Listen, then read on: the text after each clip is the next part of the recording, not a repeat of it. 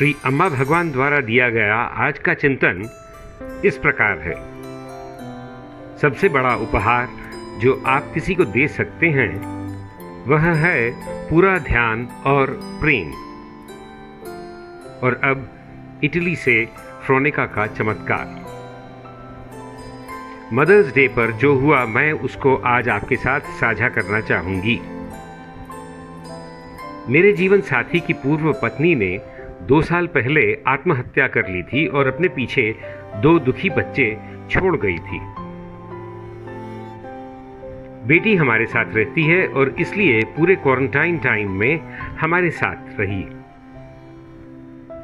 ईमानदारी से कहूं तो यह मेरे लिए एक चुनौती थी।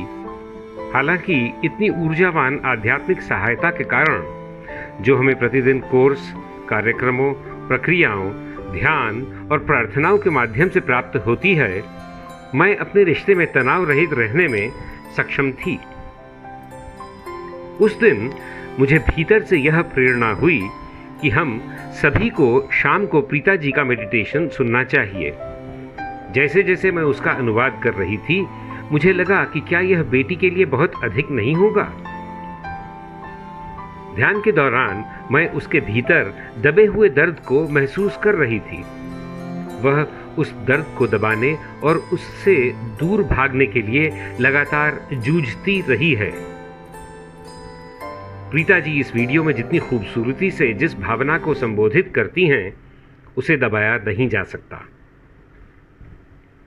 उसे सुनने के बाद मेरे भीतर करुणा का विस्तार हुआ और मैं वहाँ उस समय सचमुच एक दिव्य उपस्थिति को महसूस कर रही थी, जिससे मैं खुद को रोक नहीं सकी। उठी, उसके पास गई और आंसू में भीगते हुए उसे बाहों में भर लिया। यह एक अभिभूत हो जाने की स्थिति थी जिसका वर्णन नहीं हो सकता।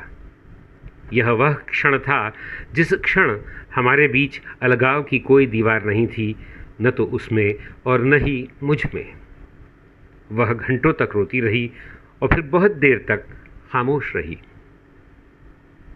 यह करुणा की शक्ति है जो मूल्यांकन के बिना, मन की चली आ रही बकबक के बिना दूसरे के गहरे दर्द को महसूस करती है।